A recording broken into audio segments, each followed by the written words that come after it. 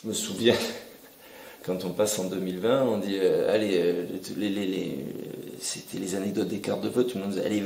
2020, 20 sur 20, tout rentre dans l'ordre, enfin.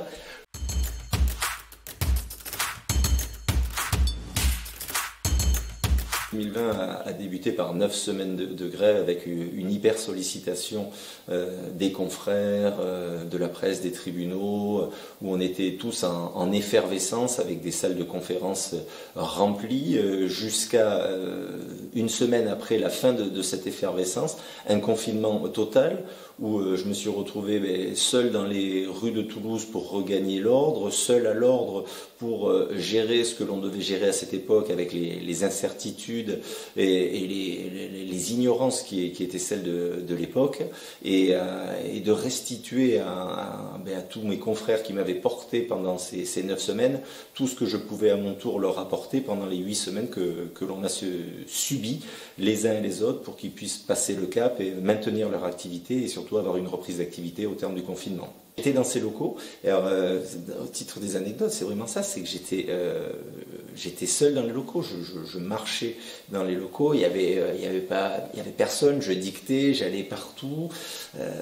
personne ne venait, personne dans les rues, je rentrais le soir, alors ça me permettait de faire de la photo dans les rues, c'était très bien, j'avais cette opportunité d'avoir des rues vides, et voilà, je faisais beaucoup de photographies en rentrant le soir, donc je m'étais fait arrêter pour vérifier mon attestation au monument mort. Voilà. Très rapidement, le deuxième ou troisième jour, avec l'attestation, je venais à l'ordre tout le temps. C'est vraiment le passage de l'hyperactivité, l'hypersollicitation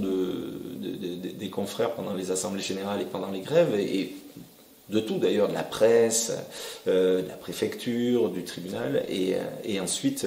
l'absence de toute sollicitation, et à mon tour le besoin d'organiser et de dresser le plan. Hein, on a monté le plan de financement, le plan de soutien des confrères. Je me souviens, quand on passe en 2020, on dit allez,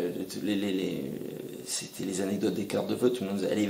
2020, 20 sur 20, tout rentre dans l'ordre, enfin. Le 2 janvier, on reçoit un message de Christiane Ferralschul, présidente du CNB à l'époque, qui nous dit le 6, on fait un petit mouvement de grève là pour manifester notre mécontentement